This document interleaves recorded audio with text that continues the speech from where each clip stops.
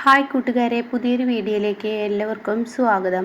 അങ്ങനെ ഇനി നിർമ്മല CKCയുടെ കമ്പനിയിൽ ജോലിക്ക് പോകാമെന്നുള്ള തീരുമാനം എടുക്കുകയാണ് കേട്ടോ. CKC ഒരു പാഠം പഠിപ്പിക്കണം, താൻ അവനെ കൊല്ലണം എന്നുള്ളൊരു തീരുമാനവുമായാണ് കേട്ടോ നിർമ്മല പോകുന്നത്. എന്നാൽ ഇത് നിധി കേട്ടില്ലെന്നാണ് നിർമ്മലയുടെ വിശ്വാസം കേട്ടോ. അങ്ങനെ പിന്നീട് നിർമ്മല നേരെ പോകുന്നത് തൻ്റെ വീട്ടിലോട്ടാണ്. അപ്പോൾ ഈ സമയമാണെങ്കിലോ നിഖിലും അതുപോലെ നിധിയുടെ അമ്മയും എവിടെ പോയി നിർമ്മല, അവളെ കാണുന്നില്ലല്ലോ, ഒത്തിരി നേരമായി പോയിട്ട് എന്നൊക്കെ ഇങ്ങനെ പറഞ്ഞിരിക്കുക. അപ്പം നിഖിൽ പറയുകയാണ് ഞാൻ അമ്മയെ തിരക്കി വരാമെന്ന് പറഞ്ഞിട്ട് പുറത്തോട്ട് ഇറങ്ങാൻ നേരം ഉടൻ തന്നെ കാണാൻ കയറി വരുന്നത് കേട്ടോ. അപ്പോൾ ചന്ദ്ര ചോദിക്കുകയാണ് ഇനി എങ്ങോട്ടാണ് പോയത് നിർമ്മലെ, നിന്നെ കാണാത്തത് കൊണ്ട് ഞങ്ങളാകെ ടെൻഷനായി എന്ന് പറയട്ടോ. ആ സമയം പറയണേ കുറച്ച് പച്ചക്കറികളൊക്കെ വാങ്ങണമെന്ന് തോന്നി, അപ്പോൾ അത് വാങ്ങാൻ വേണ്ടി പോയതാണ്. അതിനിടയ്ക്ക് എൻ്റെ കൂട്ടുകാരിയെ കണ്ടു, ഞാൻ അവിടെ നിന്ന് സംസാരിച്ചു എന്ന് പറയണേ കേട്ടോ. അങ്ങനെയല്ലേ, എന്തായാലും ഞങ്ങൾക്ക് ടെൻഷനാണ്, എനിക്ക് സുഖമില്ലാത്തതല്ലേ, അപ്പോൾ നീ എങ്ങോട്ടാണ് പോയതെന്ന് അറിയാത്തത് കൊണ്ട് വലിയ ടെൻഷനായി. കുഴപ്പമില്ല എന്ന് പറയണേ. അങ്ങനെ പച്ചക്കറികളൊക്കെ വെച്ച് അവിടെ നിന്ന് വീണ്ടും ഇറങ്ങാണ് കേട്ടോ. അത് കാണുന്നതിനോടുകൂടി നിഖിലും ചന്ദ്രയും ചെന്ന് ചോദിക്കുകയാണ് എങ്ങോട്ടാണ് വീണ്ടും പോകുന്നത്. അത് എനിക്ക് അവളെ കണ്ടതുകൊണ്ട് തന്നെ അമ്പലത്തിലോട്ട് പോകാൻ കഴിഞ്ഞില്ല, എനിക്കൊന്ന് അമ്പലത്തിൽ പോകണം. അപ്പം നിഖിൽ പറയുന്നത് ഞാനും കൂടെ വരാം. അത് വേണ്ട, ഞാൻ തനിയെ പോയി പ്രാർത്ഥിക്കാനാണ് വേണ്ടെന്ന്. ഇതെന്താ ഇങ്ങനെ ഒന്ന് അന്ന് അമ്പലത്തിൽ പോയി വന്നാൽ പോരെ, ഇതെന്താ മൊത്തത്തിലൊരു ചുറ്റിക്കളി പോലെ. ഒന്നുമില്ല, ഞാനൊന്ന് അമ്പലത്തിൽ പോട്ടെ എന്ന് പറഞ്ഞിട്ട് അവിടെ നിന്ന് ഇറങ്ങണം കേട്ടോ. പിന്നീട് കാണിക്കുന്നത് ജ്യോതിർമയി ഇങ്ങനെ നിൽക്കുന്നുണ്ട്. ആ സമയം വസുന്ധര വിളിച്ചിരിക്കുകയാണല്ലോ ശിവാനിയെ അതുപോലെ തന്നെ പ്രണവിനെയും. അങ്ങനെ പുറത്തോട്ട് ഇറങ്ങി വരികയാണ്. അപ്പോൾ ജ്യോതിർമയി ചോദിക്കുകയാണ് നിങ്ങൾ എങ്ങോട്ടാണ് പോകുന്നത്. അത് പിന്നെ ഞങ്ങൾക്കൊന്ന് അമ്പലത്തിൽ പോകണം. എന്തിനാ ഇപ്പോൾ ഈ സമയം അമ്പലത്തിൽ പോകുന്നത്? ആ ഗൗതമിൻ്റെയും നിധിൻ്റെയും കണ്ണിൽ നിങ്ങൾ അകപ്പെട്ട് കഴിഞ്ഞാൽ തീർച്ചയായും വീണ്ടും വലിച്ചഴിച്ച് വീട്ടിലോട്ട് കൊണ്ടുപോകും.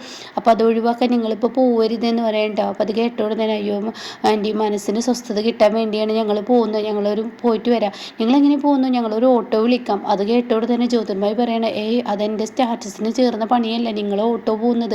കാരണം നിങ്ങൾ എൻ്റെ വീട്ടിലാണ് താമസിക്കുന്നത്. അപ്പോൾ എൻ്റെ വീട്ടിലായതുകൊണ്ട് തന്നെ എൻ്റെ വണ്ടിയിൽ നിങ്ങൾ പോകണം, ഡ്രൈവറെ ഞാൻ വിളിക്കാം, അവരുടെ ഒപ്പം പോയിക്കോളൂ എന്ന് പറയട്ടോ. ഇത് കേൾക്കുന്ന അവർക്ക് ഒത്തിരി സന്തോഷമാവുകയാണ്. കാരണം ഒരു വണ്ടിയൊക്കെ വിളിച്ചിട്ടാണല്ലോ കൊണ്ടുപോകുന്നത്. എന്നാൽ ഇതിൽ ചതിക്കുഴി ഉണ്ടെന്നുള്ള സത്യം ജ്യോതിർമയ്ക്ക് മാത്രമേ അറിയുള്ളൂ, ശിവാനിക്കും പ്രണവിനെ അറിയില്ല കേട്ടോ. എല്ലാവരെയും പറ്റിക്കുന്നവരെ താൻ പറ്റിക്കപ്പെടുക എന്ന് അറിയുന്നില്ല.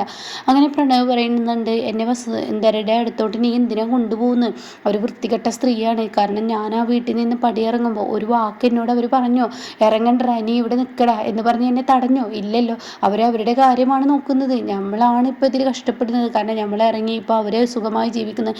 ഇനി അവർ ഓരോ നാടകവും പറഞ്ഞ് നമുക്ക് മുന്നിൽ വരികയാണ്. അപ്പോൾ അത് കേട്ട ഉടനെ ശിവാനി പറയാം അടങ്ങ് എന്തായാലും എന്തെങ്കിലും ഒന്നുമില്ലാതെ വസുന്ധര ആൻറ്റി അങ്ങനെ പറയില്ല. വസുന്ധര ആൻറ്റി ചെയ്തിട്ടുണ്ടെങ്കിൽ എന്തായാലും അവരുടെ മനസ്സിലുള്ളത് നമുക്ക് അറിയാൻ പറ്റുമല്ലോ, ഒന്ന് പോയി നോക്കാം, എനിക്ക് തീരെ താല്പര്യമില്ല എന്ന് ഇങ്ങനെ ശിവാനിയോട് പ്രണവ് പറയുന്നുണ്ട്.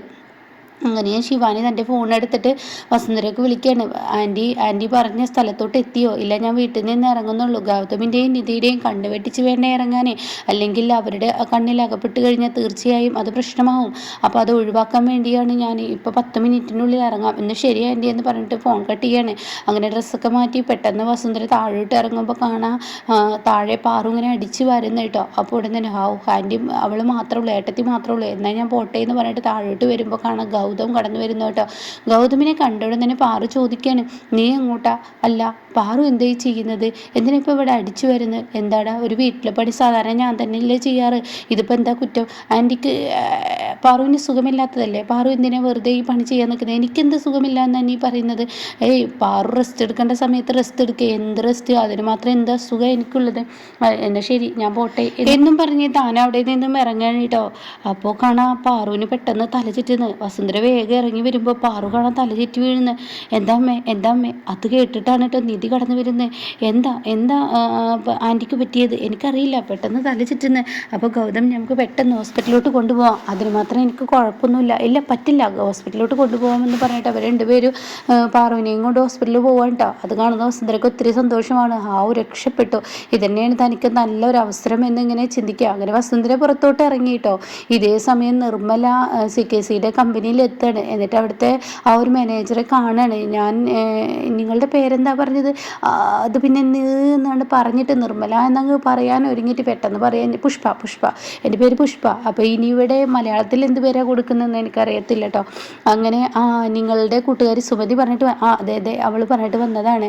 എന്തായാലും ഇവിടെ കാര്യമായിട്ട് ആ ജോലിക്ക് ആളെ കിട്ടാതെ കഷ്ടപ്പെടുകയായിരുന്നു. ഇവിടുത്തെ സാറിന് ചായ ഉണ്ടാക്കി കൊടുക്കണം, കോഫി ഉണ്ടാക്കി കൊടുക്കണം, അങ്ങനെയുള്ള ഡ്യൂട്ടികളാണ് ചെയ്യേണ്ടത്. അതൊക്കെ ചെയ്യത്തില്ലേ? അത് കേട്ട ഉടനെ പിന്നെ ഞാൻ ചെയ്യും. എന്നാൽ നന്നായി കോഫി ഉണ്ടാക്കണം. അവന് കോഫി ഉണ്ടാക്കുന്നത് ഞാൻ തന്നെ ആയിരിക്കും. ലാസ്റ്റ് കോഫി ആയിരിക്കും അവൻ കുടിക്കാൻ. നിങ്ങളെന്തെങ്കിലും പറഞ്ഞോ? ഇല്ലല്ല, പറഞ്ഞില്ല. അത് മനസ്സിൽ പറഞ്ഞതാണ്. അല്ല, നിങ്ങളുടെ മുതലാളി ഇവിടെ ഉണ്ട്, ഇപ്പം എത്തും മുതലാളി. എന്തായാലും മുതലാളി വരുന്നത് വരെ നിങ്ങൾ കിച്ചണിൽ കുറച്ച് പണികളൊക്കെ ഉണ്ട്, അവിടെയൊക്കെ അത് ക്ലിയർ ചെയ്തോളൂ, സ്റ്റാഫുകൾക്കും കൊടുക്കണമല്ലോ. ആയിക്കോട്ടെ എന്നും പറഞ്ഞിട്ട് നിർമ്മലയെ പറഞ്ഞു വിടാൻ കേട്ടോ. അപ്പോഴാണ് CKC കടന്നു വരുന്നത്. അപ്പോൾ CKC നിർമ്മല ഗ്ലാസ്സിനുള്ളിലൂടെ ഇങ്ങനെ നോക്കണം കേട്ടോ. അപ്പോൾ CKCയോട് ഈ സ്റ്റാഫ് പറയാണ്, അതെ പുതിയ ആ ആൾ ജോലിക്ക് എത്തിയിട്ടുണ്ട്, അടുക്കളയിലെ കാര്യങ്ങൾ കൈകാര്യം ചെയ്യുന്ന ആ ആൾ. അതെയോ? എന്നാൽ അവരെ വിളിക്കട്ടെ, സാറിന് കാണണ്ടേ? അയ്യോ, എനിക്കിപ്പോൾ അവരെ കാണേണ്ട ആവശ്യമില്ല. കാരണം എന്താണെന്ന് വെച്ചാൽ എനിക്കിപ്പോൾ ഒരു ടെൻഡറിൻ്റെ കാര്യമുണ്ട്. ആ ടെൻഡർ എനിക്ക് അടിച്ചെടുക്കണം. ആ ഒരു ഇതിലാണ് ഇപ്പോൾ ഞാൻ പെട്ടെന്ന് ആ ടെൻഡർ ശരിയാക്കട്ടെ. ഗൗതം കമ്പനിയും ആ ഒരു ടെൻഡർ നിൽക്കുന്നുണ്ട്. അതിൽ പ്രണവാണ് ഇതിൻ്റെ ടെൻഡർ ഇതാക്കുന്ന ആൾ. അപ്പോൾ അതുകൊണ്ട് ഞാൻ അതിന് നോക്കട്ടെ എന്ന് പറയാൻ കേട്ടോ. എന്തായാലും എനിക്കൊരു കോഫി കൊണ്ടുവരാം അവരോട് പറയാമെന്ന് പറയട്ടെ. അവരൊക്കെ മതി, അവരെ നോക്കൊന്നും വേണ്ട, നീ കോഫി കൊണ്ടുവരാൻ പറ, കോഫിയിൽ ഇരിക്കാമെന്ന് പറഞ്ഞിട്ട് അങ്ങനെ CKC റൂമിലോട്ട് പോകാൻ കേട്ടോ. അപ്പോഴേക്കും ഈ സ്റ്റാഫ് വന്നിട്ട് പറയണേ, അതെ നിങ്ങളോട് കോഫി കൊണ്ടുവരാൻ പറഞ്ഞിട്ടുണ്ടെന്ന് പറയട്ടോ. അത് കേട്ടോടെ ശരി ഞാൻ കോഫി കൊടുത്തോളാം എന്ന് പറയാം. അങ്ങനെ നിർമ്മല ഒരു കപ്പെടുത്ത് കോഫി ഉണ്ടാക്കുകയാണ് കേട്ടോ. എന്നിട്ട് തൻ്റെ കയ്യിലുള്ള ആ വിഷം അത് ആ കോഫിയിലോട്ട് ചേർക്കാൻ കേട്ടോ. ഇതേ സമയം മനസ്സിൽ, എടാ നീ എൻ്റെ കുഞ്ഞിനെ എല്ലാവർക്കും മുന്നിൽ സ്വന്തം അച്ഛനായ നീ വയറ്റിൽ പിറന്ന അന്ന് മുതൽ എൻ്റെ കുഞ്ഞിനെ അപമാനിക്കൽ തുടങ്ങിയതാണ്. ഈ അപമാനം ഇനി എൻ്റെ കുഞ്ഞിന് സഹിക്കാൻ കഴിയില്ല.